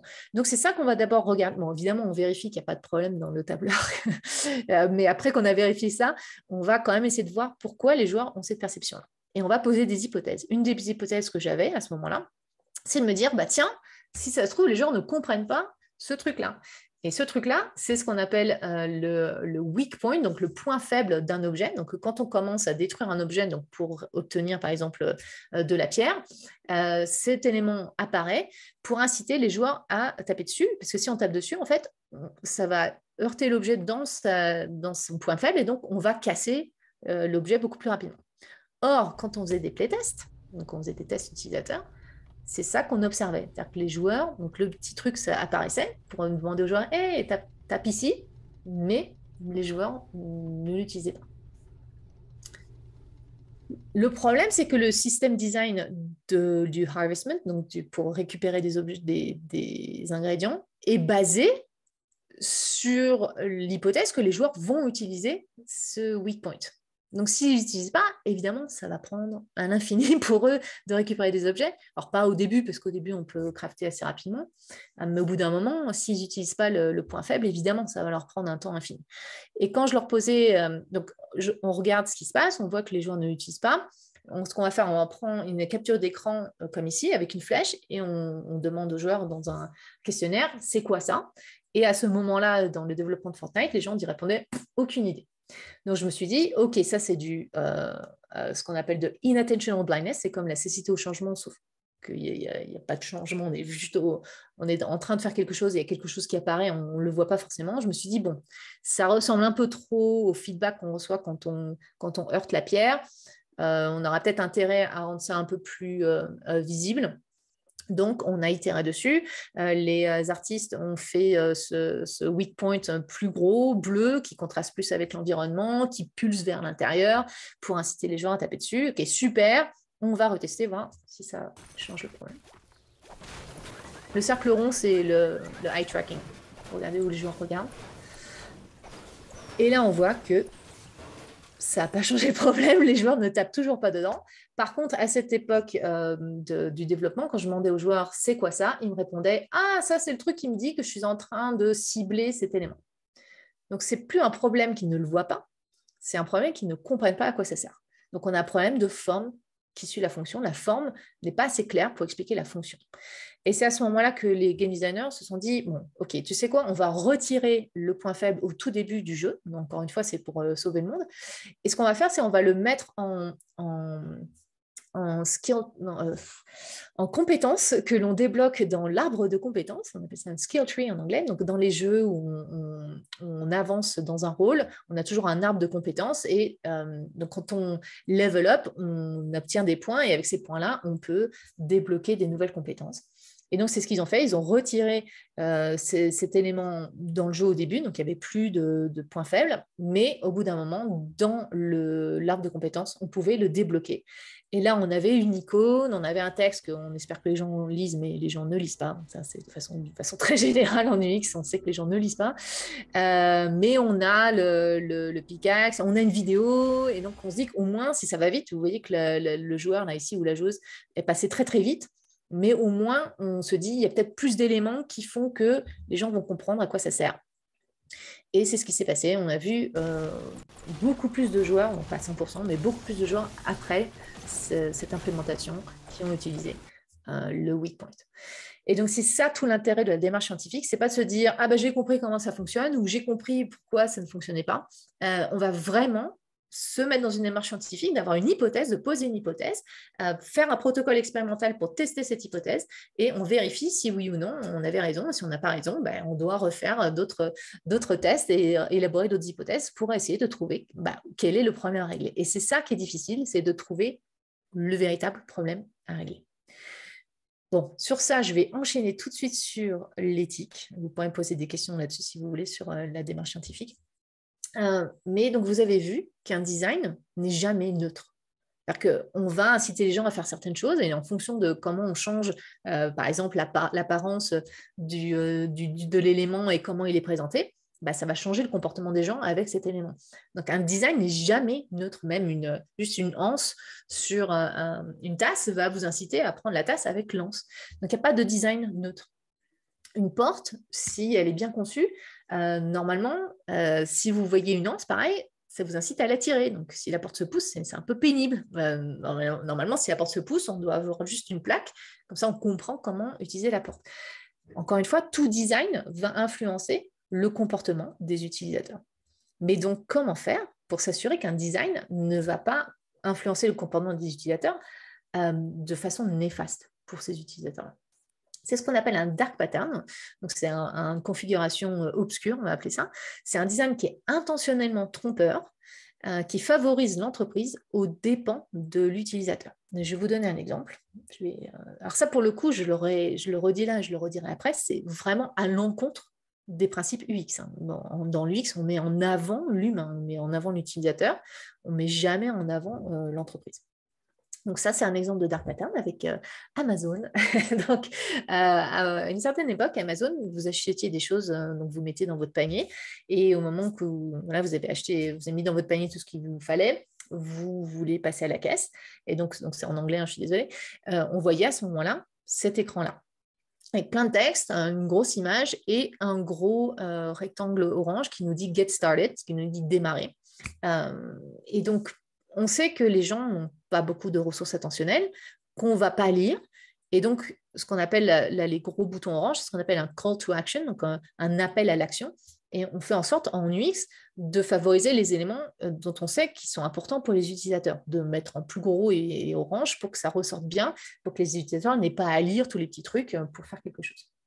Sauf que là, démarrer, ce n'est pas juste passer à la caisse, c'est passer à la caisse et souscrire à Amazon Prime. Et si vous ne lisez pas les trucs là, vous risquez de passer à la caisse et souscrire à Amazon Prime sans vous en apercevoir. Les gens qui se sont aperçus que non, mais là en fait on me propose de souscrire à Amazon Prime et j'ai pas envie, devaient cliquer là-dessus. Ça, c'est ce qu'on appelle une violation d'une heuristique d'utilisabilité, parce qu'en fait, c'est ce qu'on appelle la loi de Fitts. Moi, je ne vais pas entrer dans les détails, mais en fait, pour résoudre les problèmes des gens, on veut que ce qu'ils veulent faire soit en plus gros pour que ce soit plus facile pour eux de cliquer dessus. Mais là, c'est clairement pas forcément ce que les gens veulent faire parce qu'ils ne sont pas forcément au courant de ce qui est en train de se passer. Donc là, le design n'est pas transparent, comme on a dit. Un design doit toujours être transparent. Là, ce n'est pas transparent. Et en plus, si on s'en aperçoit, c'est quand même beaucoup plus difficile de cliquer sur le petit truc là pour juste passer à la caisse sans souscrire à Amazon Prime. Et en plus, ils nous font culpabiliser. Donc, c'est ce qu'on appelle un guilt tripping, parce qu'ils nous disent « Ah bon, tu ne veux pas économiser $19 ?» Donc, en plus, ils nous font sentir un peu débiles de ne pas faire ça. Donc ça, c'est clairement un dark pattern, parce que là, le but de l'utilisateur, c'est de passer à la caisse. On pourrait très bien proposer à l'utilisateur de souscrire à Amazon Prime, mais il faut que ce soit clair, il faudrait que le prix soit indiqué à ce moment-là et que ce ne soit pas fait comme ça, d'une façon à ce que les utilisateurs ne s'en aperçoivent même pas. Et il y en a beaucoup qui s'en sont aperçus après, quand ils ont vu leur relevé bancaire. Et c'était beaucoup plus, en fait, relativement plus compliqué de se désinscrire que de s'inscrire. Donc ça, c'est un dark pattern. Quand c'est clairement un design qui trompe l'utilisateur, c'est ce qu'on appelle un dark pattern. Après, il y a des patterns qui rentrent dans des zones de gris. Et là, par contre, ça explose, on en a partout. Ça n'a pas été inventé par la technologie. Ça flirte un peu, c'est pas clairement de la tromperie ni de la duperie, mais bon, quand même, on exploite certains problèmes des êtres humains. Par exemple, la rareté, ce qu'on appelle scarcity en anglais.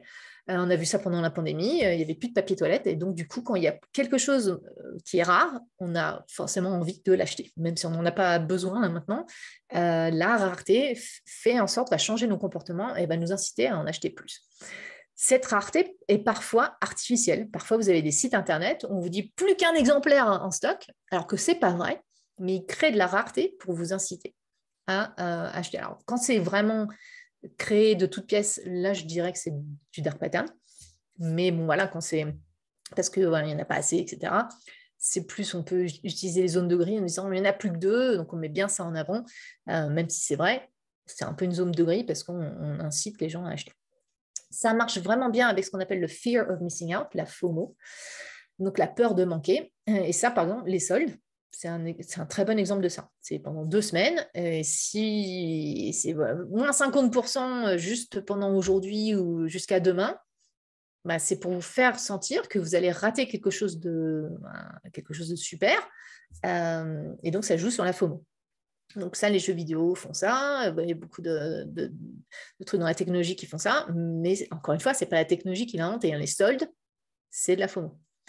Après, on a l'aversion à la perte. On sait que les humains ressentent plus de douleur quand on perd quelque chose plutôt que quand on gagne l'équivalent.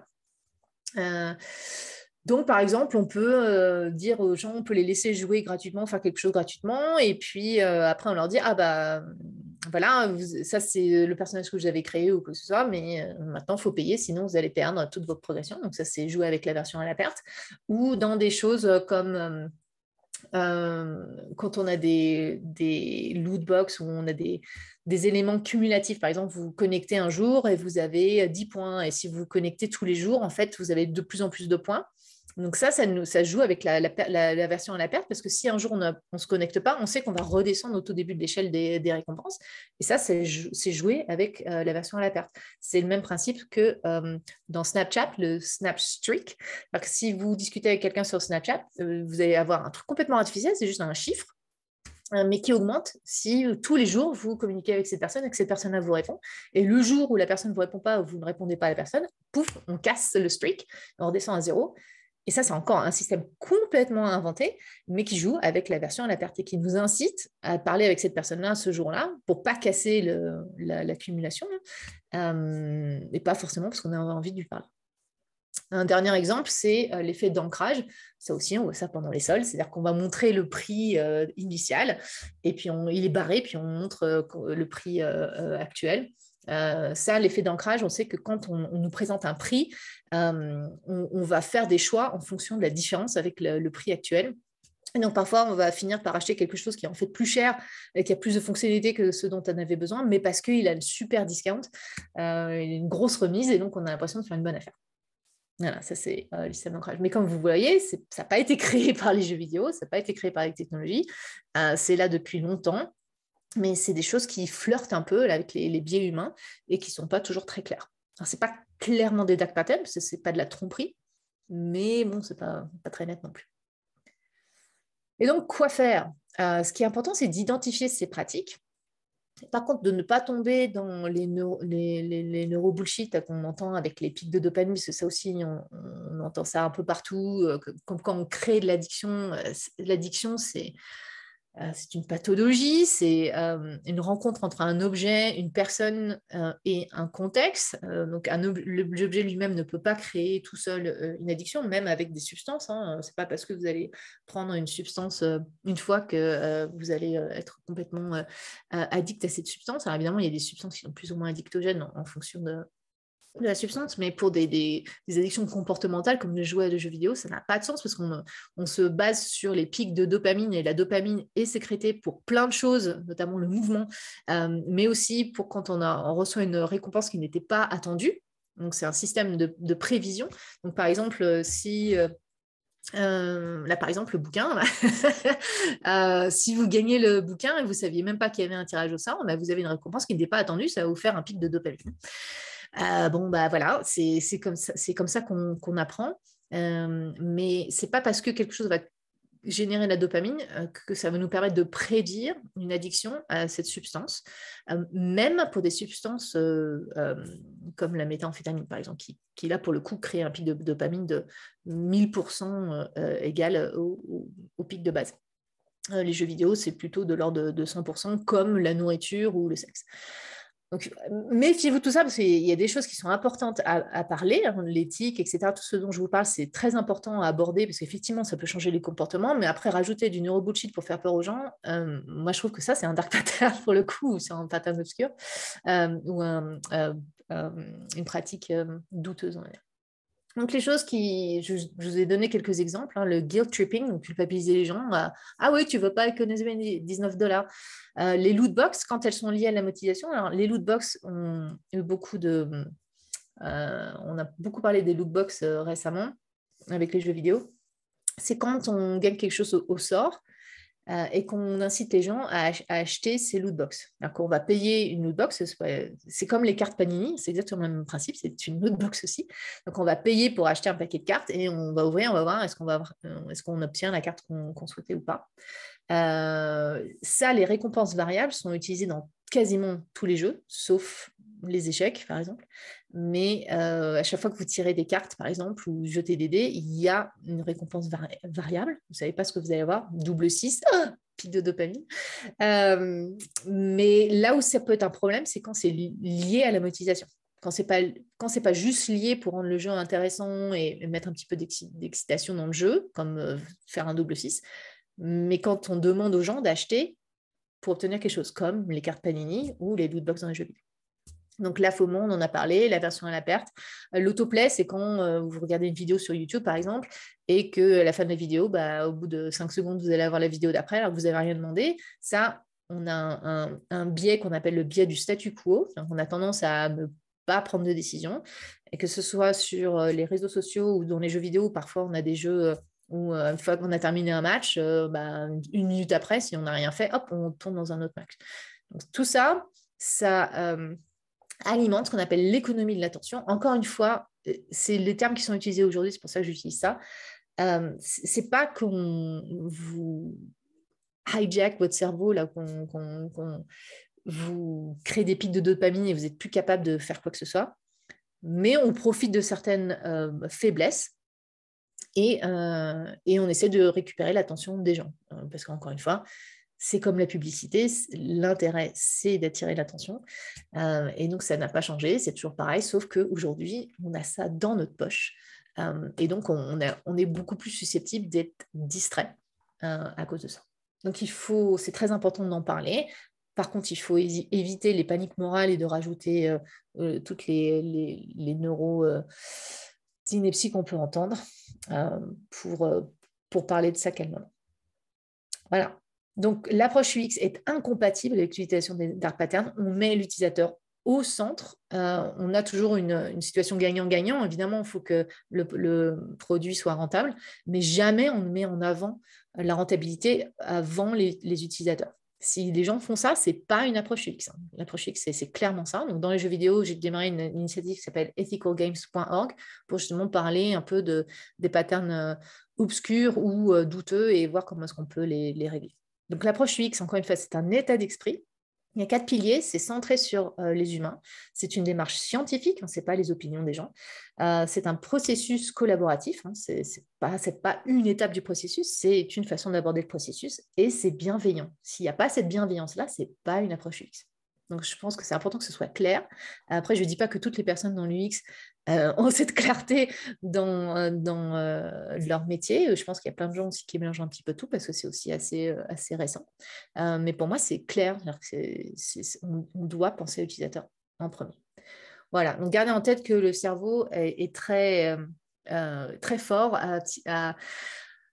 à tirer des conclusions assez rapidement avec peu de stimuli dans l'environnement. C'est grâce à ça qu'on a survécu à nos prédateurs, mais c'est aussi à cause de ça, vu que notre monde est très complexe aujourd'hui, qu'on va tirer des mauvaises conclusions parce qu'on va trop vite. Voilà. Alors, on a plein de super questions. Oui, je me doute. Ouais, non, mais j'ai vraiment, encore une fois, j'essaie d'aller vite pour parler de tout, mais c'est vrai qu'on avait beaucoup de questions déjà. Là, je ne vais pas remonter en arrière parce qu'il y en a une qui est parfaite par rapport à ce que vous venez de dire. Ouais.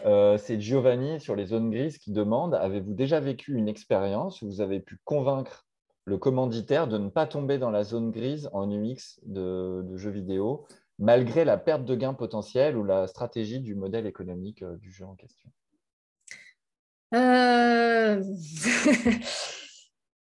Voilà, oui, ça arrive, parce qu'on essaye de mettre en avant aussi que si on utilise des zones de gris ou des dark patterns, peut-être que sur le court terme, ça peut rapporter des sous, et c'est pour ça que c'est utilisé.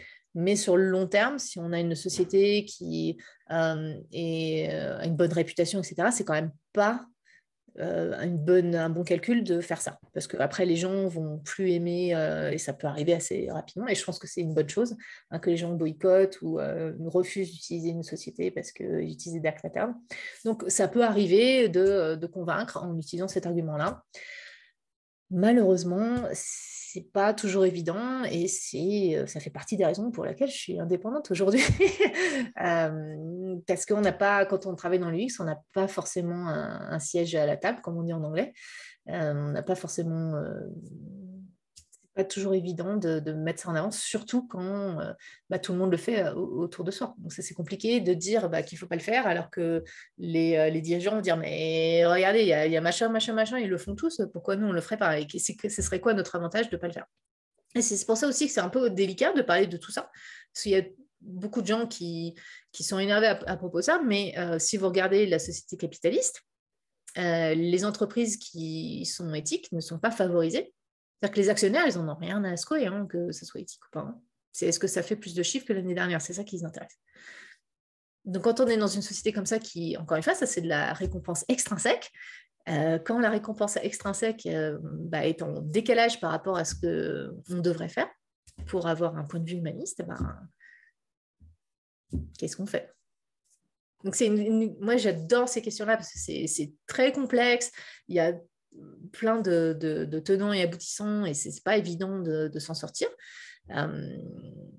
Mais voilà, il faut voir ça un peu dans sa globalité, parce que ça peut être compliqué de dire aux gens, effectivement, de ne pas utiliser tel dark pattern ou tel truc un peu dans une zone de gris si les autres entreprises font du chiffre grâce à ça. Et donc, c'est pour ça que les utilisateurs et les clients, et nous tous en tant que consommateurs, on doit dire non à ces dark patterns. Il ne faut pas favoriser les entreprises qui les utilisent. Florane pose une question existentielle, c'est comme ça qu'elle la présente. Elle demande si le dark pattern peut être bénéfique. Elle dit que, en l'occurrence, ça peut l'aider à accomplir ses objectifs sur Duolingo. Alors, on n'appelle pas ça un dark pattern dans ces cas-là. Moi, j'appelle ça un nudge. Un nudge, c'est ça. Ouais, alors c'est encore un autre. Ouais, je suis désolée, on utilise plein de termes anglais. Non. Alors, un nudge, c'est une petite pichenette, une petite poussée qui peut nous encourager à faire quelque chose. Un dark pattern, c'est vraiment pas pour l'intérêt de l'utilisateur. Alors, à partir du moment où il y a un intérêt pour vous, c'est plus un dark pattern. Un exemple de nudge, c'est par exemple, vous avez envie d'arrêter de fumer et puis, je ne sais pas, il y a un design. Voilà, par exemple, le fait que les paquets de cigarettes maintenant se ressemblent tous. C'est pour retirer un aspect qui peut être cool de certains paquets. ou de vous montrer, alors je ne dis pas que c'est forcément un nudge efficace, mais vous montrer des poumons détériorés. Ça peut être un nudge pour vous inciter à ne pas fumer. Alors, ce n'est pas un nudge très efficace pour le coup, mais on va prendre un autre exemple, les dos d'âne. Ce n'est pas agréable de passer sur un dos d'âne, mais c'est fait pour protéger la population autour. Donc, un nudge, c'est un peu à l'opposé du dark pattern, mais c'est quand même un design qui est fait intentionnellement pour créer des frictions ou pour rendre un certain comportement moins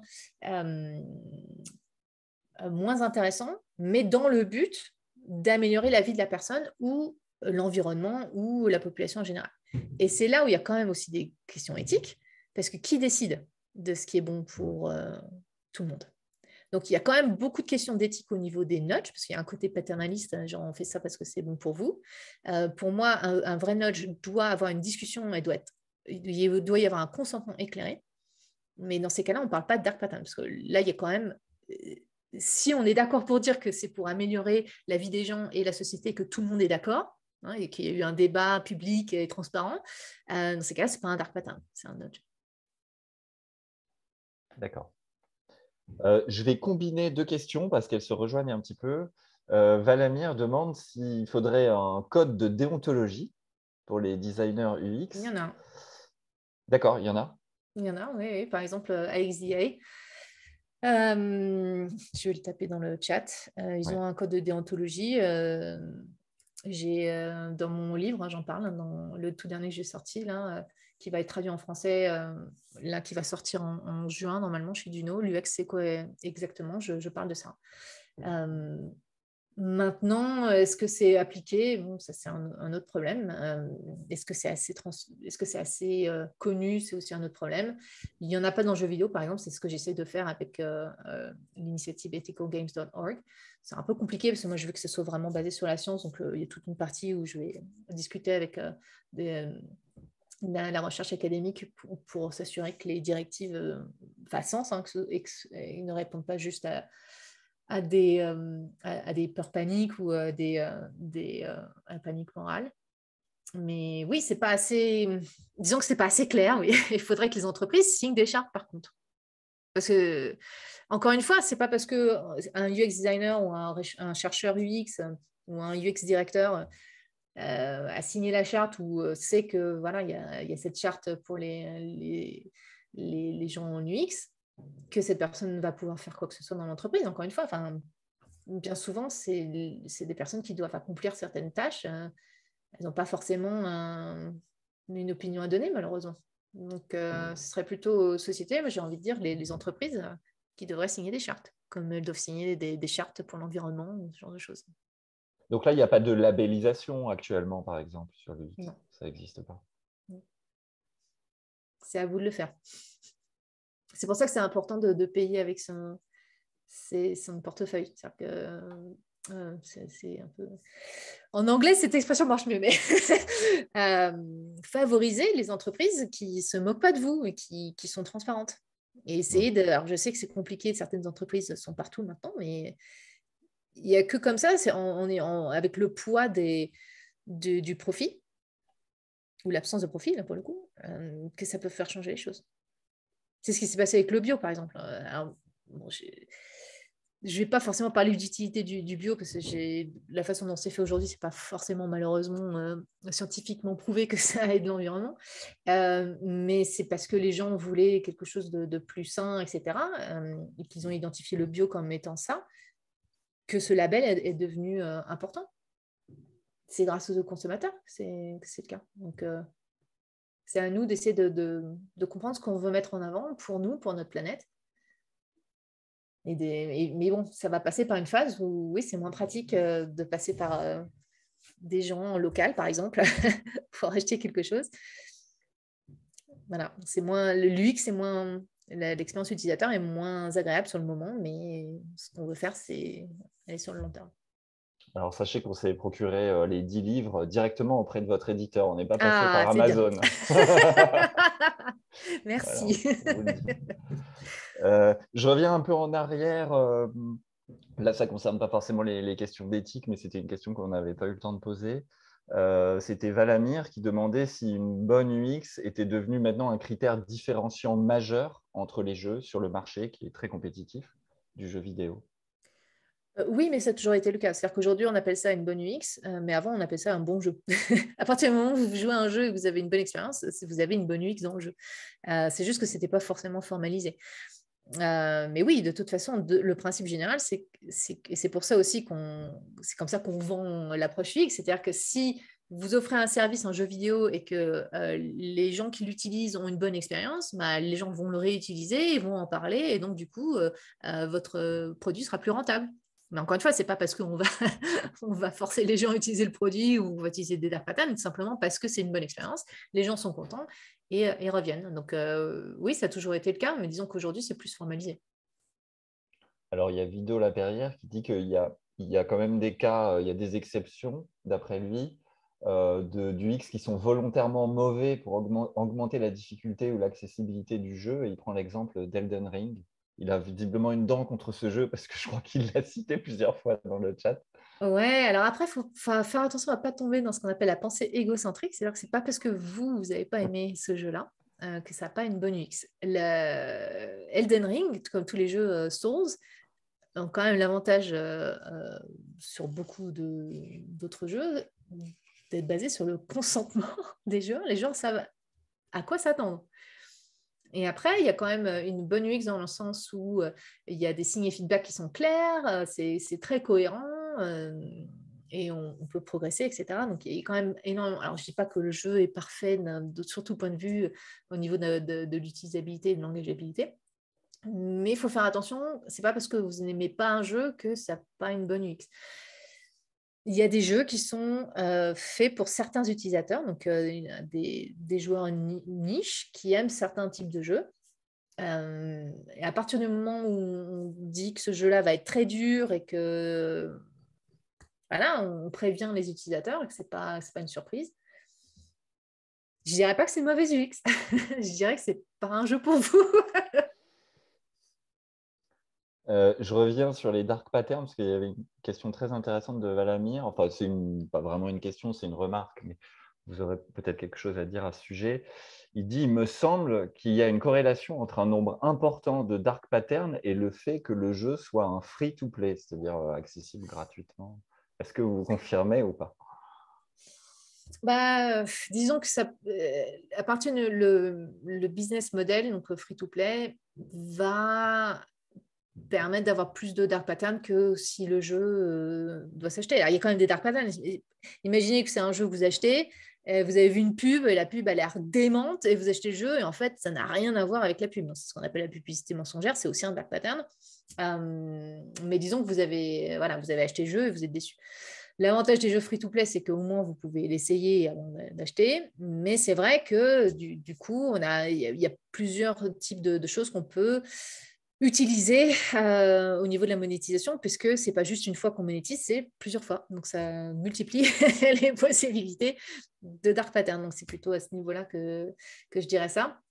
Mais oui, c'est compliqué. De toute façon, à partir du moment où on demande aux gens de payer, c'est une frustration. C'est une frustration qu'on ne peut pas enlever. Sinon, c'est pour ça que je disais qu'une UX, ça doit être gagnant-gagnant, parce qu'une UX parfaite, on n'a pas besoin de payer. Payer, c'est une frustration, de toute façon. Mais il y a des façons de faire payer qui sont, encore une fois, plus transparentes et justes que d'autres. Et encore une fois, c'est encore plus important. Je ne l'ai pas précisé quand j'ai montré la slide avec des exemples de pratiques douteuses, mais quand on sait que le jeu, ou quand il est carrément marketé pour les enfants ou les adolescents, il faut qu'on fasse encore plus attention, parce que les adultes ont un cortex préfrontal mature. C'est cette partie du cerveau qui nous permet de gérer nos émotions. Notamment de se dire, par exemple, si on va au casino, j'ai assez dépensé, j'arrête. Alors, je ne dis pas que tous les adultes sont capables de faire ça. On va aussi faire du binge-watching. On va continuer à regarder Game of Thrones ou je ne sais pas quelle série télé, mais si on sait que demain on doit bosser et que ce n'est pas raisonnable, ça nous arrive de ne pas arriver à réguler nos émotions. Mais disons que les adultes, les adolescents et les enfants n'ont pas le cortex préfrontal mature. Ça mature à peu près, on sait qu'il est complètement mature vers 25 ans. Alors, ce n'est pas pour dire que les adolescents sont incapables de gérer quoi que ce soit, hein, mais ça explique pourquoi les adolescents, par exemple, sont plus dans des comportements à risque, où ils ont plus de mal à s'arrêter, et que les enfants, par exemple, dès qu'il y a quelque chose qui les frustre, se jettent par terre et s'énervent. Parce qu'ils ne peuvent pas encore, ils n'ont pas encore assez de maturité pour gérer leurs émotions, et donc ils apprennent, les enfants et les adolescents apprennent. Mais donc, utiliser ces zones d'ombre qui exploitent les faiblesses de nos processus mentaux, bah, c'est encore plus dommageable chez les enfants et les adolescents. C'est pour ça que les parents doivent être là pour les aider. Je ne sais plus pourquoi je disais ça, mais c'est plus... Ah oui, et donc dans les jeux free-to-play, si c'est une majorité d'enfants ou d'adolescents qui jouent, bah, c'est encore plus facile d'exploiter des enfants que des adultes. Donc voilà, on arrive quand même à exploiter des adultes, hein, je vous rassure, mais c'est pour ça qu'il faut vraiment décortiquer tout ça. Il faut aussi comprendre, les développeurs de jeux, parfois, ils sont aussi très frustrés parce qu'ils pensent que le grand public les traite carrément de dealers de drogue. Enfin, il y a vraiment une discussion qui est assez délétère. Alors évidemment, il y a des gens qui rentrent dans le jeu vidéo juste pour faire de l'argent, ça existe, comme il y a des gens qui font des films juste pour faire de l'argent, il y a des films très commerciaux, etc. Mais ça ne veut pas dire que les films très commerciaux n'ont pas aussi un intérêt artistique. C'est pareil pour les jeux vidéo, vous comprenez qu'il y a la grande majorité des gens, des développeurs de jeux, sont passionnés par leur métier, sont passionnés par les jeux. Après, il faut qu'ils essaient aussi de rendre le jeu rentable. Alors, il y a un côté qui va vraiment juste exploiter, pousser les boutons juste pour que le jeu fasse plus de rentabilité. Ça n'inquiète pas du tout du game design, par exemple. Après, il y a des gens qui sont complètement dans le game design et qui vont sortir des jeux à l'ancienne, entre guillemets. Et bon, ces jeux-là, bien souvent, font pas échouent ou font pas beaucoup de chiffres. Et il y a des gens entre les deux qui essayent de survivre tout en faisant valoir leur art. Et c'est là que ça devient compliqué parce qu'à partir du moment où c'est free-to-play, à partir du moment où on fait payer les gens, on exerce une pression. Même si c'est quelque chose qu'on achète, on exerce une pression. On a envie d'acheter ce truc-là, donc c'est une pression. Donc à quel moment, il faut savoir à quel moment la ligne dépasse d'un point de vue éthique, où est-ce qu'on met la ligne? Où est-ce que la pression devient trop importante? Et moi, par exemple, ce que j'aime, j'ai un exemple assez précis. Si vous récompensez un joueur parce qu'il revient et que voilà, vous récompensez par des sous ou quoi que ce soit, après les joueurs peuvent faire quelque chose dans le jeu avec les pièces ou quoi que ce soit.